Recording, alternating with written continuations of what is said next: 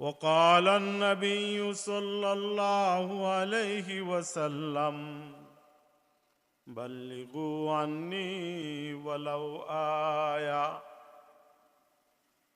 أو كما قال النبي صلى الله عليه وسلم।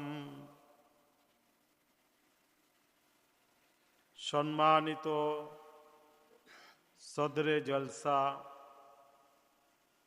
মেহমানানে কেরাম, উপস্থিত শিক্ষা অনুরাগী ধর্মপ্রাণ দিনদার ভাইরা, আমরা আজকে এখানে আমাদের সময় ব্যয় কইরা একত্র হইছি আমাদের বাংলাদেশের নয়, বরং বর্তমান মুসলিম বিশ্বের একজন নন্দিত লেখক, শিক্ষা অনুরাগী এবং অত্যন্ত দিন দরদি, উম্মতের দরদি আপনার রাহবার আলহাজ হজরত মাওলানা জৈনুল আবিদিন দামাত বারাকাতুহুমের মূল্যবান আলোচনা শোনার জন্য আমি নিজেও আজনাবের আলোচনা শোনার জন্যই এখানে আসছি। আমি আলোচনা করার জন্য আসছি নাই। বাকি প্রত্যেকটা জলসার একটা আকার থাকে, একটা আকৃতি থাকে, একটা অবয়ব থাকে। এই আকৃতি এবং অবয়বের আমাকে সভাপতি রাখা হয়েছে। আমি চিন্তা করে দেখলাম 4:15 আজান হবে না 4:30? 4:30 আজান হবে। তো সামান্য এই সময়ে আমরা যা শুনতে চাইতেছি, হুজুরের কাছ থেকে এতগুলি কথা আমরা শুনতে পারবো না, সময়টা কম। এই কারণে চিন্তা করলাম আসরের নামাজের পর থেকে মাগরিব পর্যন্ত একটা যথেষ্ট সময়, ওই সময়টা আমরা হুজুর মন বহিরা কথা শুনব। এমনিতে আমাদের এই গ্রাম তো দূরের কথা, ওই সাধারণ থানা পর্যায়েও মাওলানা জৈনুল আবিদিন সাহেবকে আনার জন্য পাওয়া বড় কষ্টকর। ঢাকা, সিলেটে, বড় বড় জায়গায়, বড় বড় সেমিনারগুলিতে উনি কথা বলেন। আর বাংলাদেশের এক সময়ে মাওলানা মহিউদ্দিন খান সাহেবের যে অবস্থানটা ছিল লেখালেখির জগতে, বর্তমানে বাংলাদেশে ইসলামী লেখালেখির জগতে মাওলানা জৈনুল আবিদিন সাহেবের স্থানটা ওইটাই। এই কারণে উনাকে পাওয়া খুব কষ্টকর। তবে একটা ব্যক্তিগত সুবিধা হইল যে হুজুরের সাথে আমার সেই আবাল্য একটা বন্ধুত্ব আছে। আর একটা হইল আমার ছেলে হাফেজ মাওলানা মুফতি উমারা হাবিব, তার শ্রদ্ধেয় সম্মানিত শিক্ষক তিনি। এই হিসাবে কায়দা কইরা, আপনার বুদ্ধি কইরা, ওই না মহব্বতের টানে, ভালোবাসার টানে হুজুরকে রাজি করায় ফেলছে। আর হুজুরা এসে পড়ছেন আমাদের এই গ্রামে আপনার কথা বলার জন্য। তো এইটা আল্লাহ তাআলার আমি অনেক বড় শুকরিয়া মনে করি, অনেক বড় মেহরবানি মনে করি যে হুজুর এখানে আসছেন এবং আমরা উনাকে পায়ে গেছি। এবং উমারা এবং তার বন্ধুরা সাথীরা যে মেহনতটা করছে এই মেহনতটা ফলপ্রসূ হইতে চলছে। তো আমি আপনার যেহেতু এই মাহফিলের সাথে সামান্য একটু জড়িত, এই হিসাবে দুইটা কথা বলবো। এক নম্বর কথা হইল যে এই সেমিনারটা হইল তালিম এবং দাওয়া। তালিম মানে শিক্ষা, দাওয়া মানে অন্যকে আপনার পৌঁছানো। তো আল্লাহ তাআলা আল্লাহর রসুলকে প্রথম শিখাইছেন। নবী করিম সাল্লাল্লাহু আলাইহি ওয়াসাল্লাম বলছেন, আল্লামানি রব্বি ফাহসানা তালিমি ওয়াদ্দাবানি রব্বি ফাহসানা তাদিবি। আমার রব পরওয়ারদিগারে আলম আমাকে শিখাইছেন, আল্লামানি রব্বি ফাহসানা তালিমি, আমাকে খুব সুন্দর কইরা শিখাইছেন।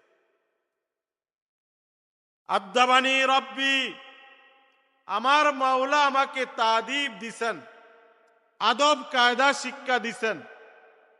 ফাহসানা তাদিবি, আমাকে বড় উত্তম ভাবে তরবিয়ত করছেন, উত্তম ভাবে আমাকে শিক্ষা দান করছেন।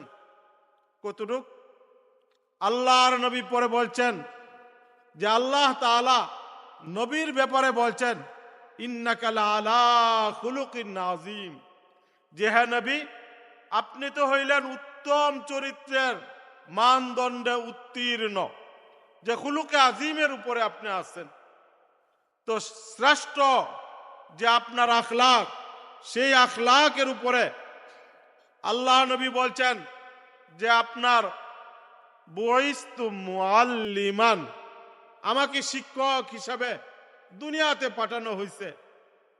আরেক জায়গায় বলছেন বুইস্তু লিউতাম্মিমা মাকারিমাল আখলাক, যে আমাকে আল্লাহ তাআলা পাঠাইছেন, আমি প্রেরিত হয়েছি লিউতাম্মিমা, যেন আমি পূর্ণতায় পৌঁছাইতে পারি মাকারিমাল আখলাক, শ্রেষ্ঠ চরিত্রের, উন্নত চরিত্রের, উত্তম আখলাকের শীর্ষ চূড়ায় যেন আমি মানুষদেরকে পৌঁছাইতে পারি।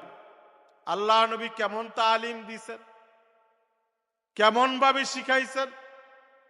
আল্লাহ নবী তিন ভাবেই তালিম দিছেন। একটা আমলের মাধ্যমে তালিম দিছেন, একটা আল্লাহর নবী মানুষকে কথার মাধ্যমে তালিম দিছেন, আবার লেখালেখির মাধ্যমেও আল্লাহর নবী মানুষকে তালিম দিছেন। আমলের মাধ্যমে কেমন তালিম দিছেন?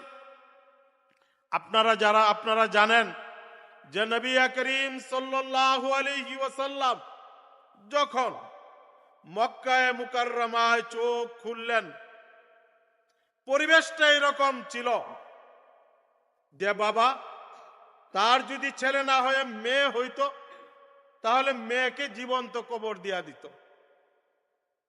পরিবেশটা এরকম ছিল, জুর জার মুলুক তার, এরকম একটা পরিবেশ ছিল, যে যাকে পারে ওইভাবে আপনার মারামারি করে খাইতো। একটা স্বাধীন মানুষ, তাকে আপনার কোথাও একা পাইছে, আরবের মানুষটাকে এটাকে দইরা নিয়ে আসতো, আইনা আরেক জায়গায় বিক্রি করে দিত, এটাকে গোলাম বানায় ফেলতো। খুদ আল্লাহ নবীর যে পালক পুত্র যায়েদ ইবনে হারিসা, তো যায়েদ ইবনে হারিসা রাদিয়াল্লাহু তাআলা আনহু, উনি উনার আম্মাকে নিয়ে আপনার কোথায় যাইতেছিলেন? বাবার বাড়ি থেকে নানার বাড়িতে যাইতেছিলেন। তো পথে ডাকাতরা হযরতে যায়েদ ইবনে হারিসাকে ডাকাতি করে নিয়ে নিল, নিয়ে মক্কার বাজারে বিক্রি করে দিল। আল্লাহ নবীর ঘরে হযরতে আপনার খাদিজা রাদিয়াল্লাহু তাআলা আনহুর পক্ষ থেকে উনার চাচা উনাকে কিনে নিলেন। এরপরে তাকে দিলেন হযরতে খাদিজাকে। খাদিজা রাদিয়াল্লাহু তাআলা আনহু এই আপনার যায়েদ ইবনে হারিসাকে দিলেন। আল্লাহর নবীকে, আল্লাহর নবীর পালক পুত্র হয়ে গেল। পরিবেশটা এরকম ছিল যে যেভাবে পারতো এইভাবে, একটা কাফেলা যাইতেছে তো আরবের মানুষরা তাদেরকে লুণ্ঠন করত, এইটাই তাদের জীবন ছিল, এই ছিল পরিবেশ। এই পরিবেশের ভিতরে আল্লাহ নবীর কাছে আপনার 610 খ্রিস্টাব্দে গারে হেরায় আল্লাহ নবীর কাছে হযরতে জিবরাইল আমিন বহি নিয়ে আসলেন। আয়েশা বললেন, ইকরা ইয়া মুহাম্মদ, হে নবী মুহাম্মদ আপনি পড়েন। আল্লাহ নবী বললেন, মা না বিকারিন, আমি তো পড়তে পারি না, আমার পড়ার তো যোগ্যতা নাই, আমি তো পড়ি নাই। তো আবার বললেন ইকরা, আল্লাহ নবী আবারও বললেন মা না বিকারিন। হযরতে জিবরিল আলাইহিস সালাতু ওয়াস সালাম বললেন, ইকরা বিসমি রাব্বিকাল্লাযী খালাক, খালাকাল ইনসানা মিন আলাক, ইকরা ওয়া রাব্বুকাল আকরামুল্লাযী আল্লামা বিল কলম, আল্লামাল ইনসানা মা লাম ইয়ালাম। এটা তো হলো তালিম, পড়ো মানে তালিম। তো আল্লাহ নবীকে আপনার জিবরিল আলাইহিস সালাতু ওয়াস সালাম আল্লাহর পক্ষ থেকে তালিম পৌঁছাইলেন। আর এই তালিম দিনে দিনে আল্লাহ নবী তার উম্মতকে দিলেন। যে আরব দেশের অবস্থাটা ছিল অত্যন্ত বিশৃঙ্খল, যেখানে অত্যাচার ছিল, অনাচার ছিল, অবিচার ছিল, বেবিচার ছিল, ইত্তকার অবস্থাটাকে আল্লাহ নবী সাজাইতে শুরু করলেন। আল্লাহ নবী দাওয়াত দিলেন হযরতে আবু বকর রাদিয়াল্লাহু তাআলা আনহুকে। আবু বকর রাদিয়াল্লাহু তাআলা আনহু তৈরি হইলেন। আল্লাহ নবীকে হযরতে আবু বকর রাদিয়াল্লাহু তাআলা আনহু জিজ্ঞেস করলেন যে আমার কাজ কি, আমি কি করব? আল্লাহ নবী বললেন, আমার যে কাজ তোমারও এই কাজ। আমি যেমন দাওয়াত দেব তুমিও এরকম দাওয়াত দিবে, আমি যে তালিম শিখবো এই তালিমেই তুমি ছড়ায় দিবে। এইভাবে একজন একজন করে তৈরি করলেন। আপনারা একটা একটা ঘটনা সবগুলি জানেন যে আরব দেশ, ওই বলতে হয় কিছু কথা যে ওই সময় পৃথিবীতে সুসভ্য রাষ্ট্র ছিল তিনটা। একটা রাষ্ট্র ছিল ইরান, এটাকে বলা হয়তো আপনার ফারেস, পারস্য। এই পারস্যের অধীনে আপনার আজকের কান্দাহার পর্যন্ত ছিল, আজকের ইরাক পর্যন্ত ছিল ফারেসের অধীনে। আর এদেরকে বলা হয়তো আপনার কিসরা। আর একটা রাষ্ট্র ছিল, ওই রাষ্ট্রটা হইল কায়সার, এটা হলো ইটালি, রোমের যে রাজত্ব ওইটা ছিল আরেকটা বড় রাজত্ব। আরেকটা রাজত্ব ছিল আবিসিনিয়া, নাজ্জাশির। এই তিনটাই বড় বড় রাজত্ব এইদিকে ছিল।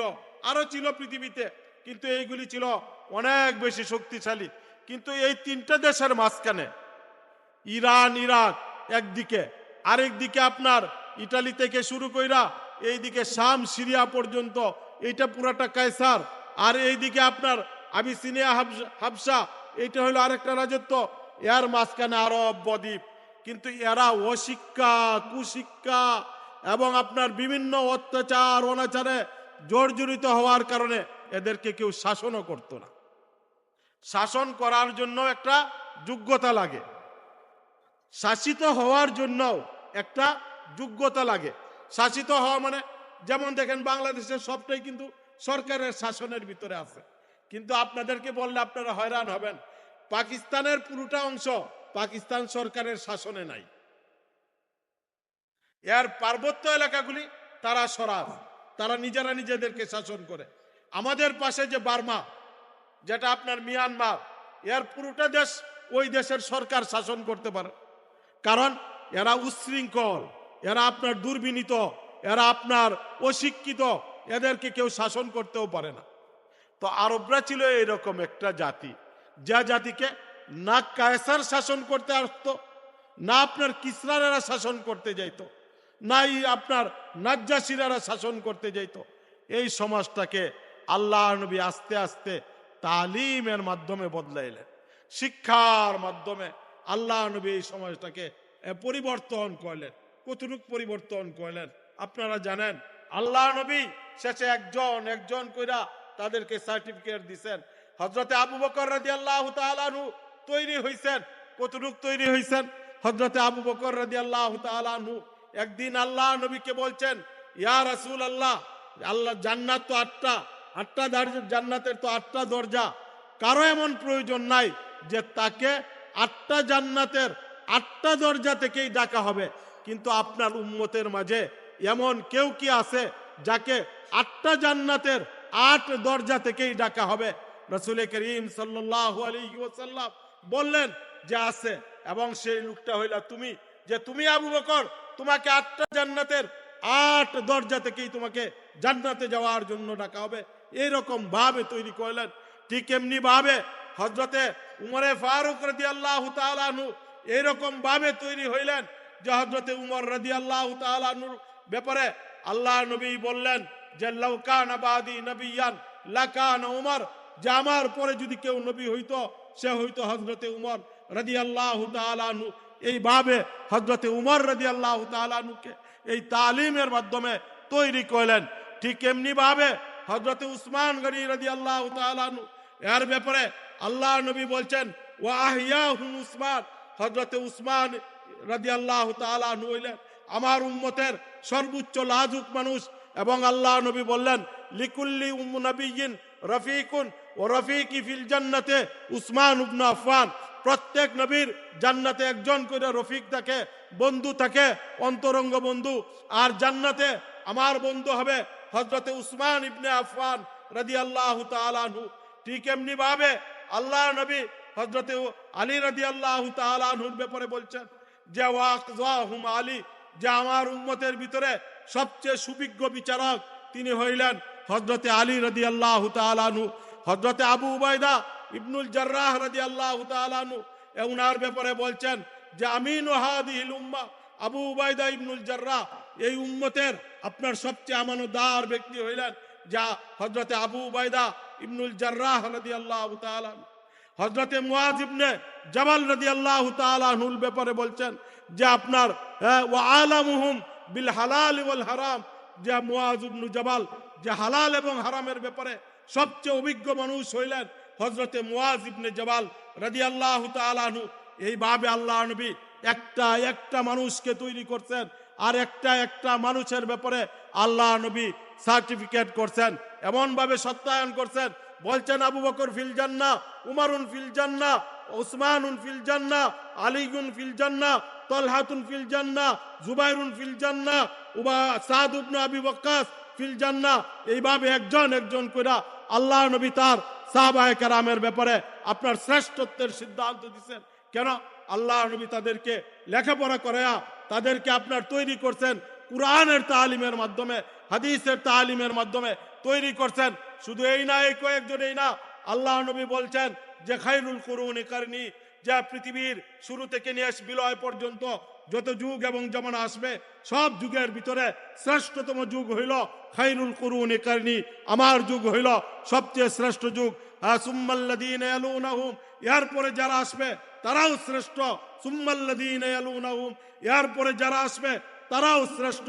অর্থাৎ আল্লাহ নবী এমন ভাবে এদেরকে তালিম দিয়েছেন এরা আগত পৃথিবীর বিলয় হওয়া পর্যন্ত প্রত্যেকটা মানুষের জন্য, প্রত্যেকটা উম্মতের জন্য, প্রত্যেকটা জাতির জন্য এরা হইলেন তালিমের ক্ষেত্রে এবং আখলাকের ক্ষেত্রে এরা হইলেন উসওয়া, এরা হইলেন আদর্শ, এরা হইলেন নমুনা।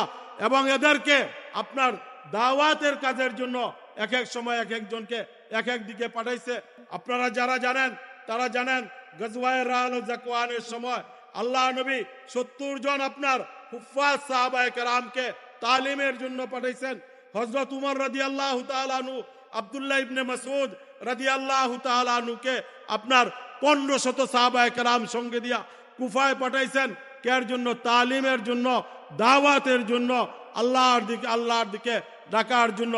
ঠিক এমনি ভাবে এই সাহাবায়ে কেরাম যাদেরকে আল্লাহ নবী তৈরি করছিলেন এরা আপনার কি হইলেন?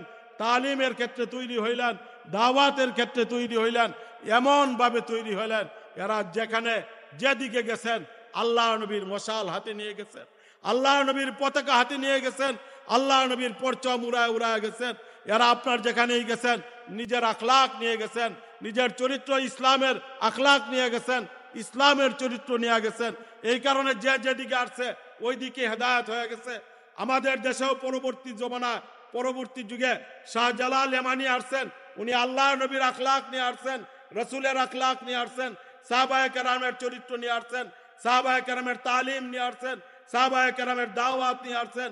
এলাকার পরে এলাকা উনি হিদায়াত করছেন।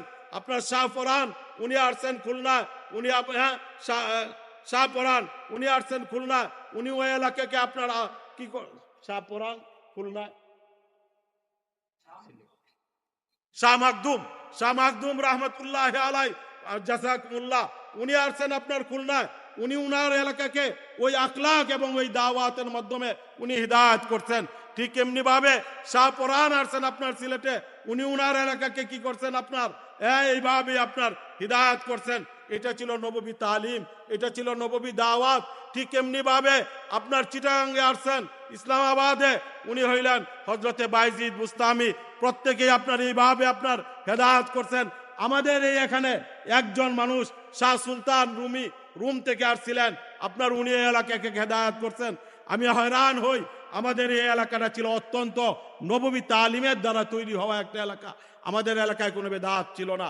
আমরা ছোটবেলায় দেখছি যে সারা দেশে চাউল বিক্রি হয় কেজি হিসাবে, আমাদের এলাকায় চাউল বিক্রি হয় কুচি হিসাবে। এই এলাকার মানুষ সবাই জানেন আমাদের বাজারগুলিতে চাউল বিক্রি হয় কুচি হিসাবে। কুচিটা হইল 2.25 2.25 হইল ওই আপনার 100, ওই চায়ের মাপ। ঠিক এমনি ভাবে আপনার এক মুদের যে মাপ, যে আপনার এক কাটা, আমাদের এখানে 4 কুচিতে যে 1 কাটা, এইভাবে চাউল বিক্রি হইতো। এটা এলাকার একটা বৈশিষ্ট্য ছিল। এ এলাকায় নববী তালিম ছিল, নববী দাওয়াত ছিল, নববিয়া ছিল। কিন্তু আজকে আমরা যারা আছি, আমাদের আপনার অযোগ্যতার কারণে আজকে আদাত বিদাত এইগুলি ছড়াইতেছে।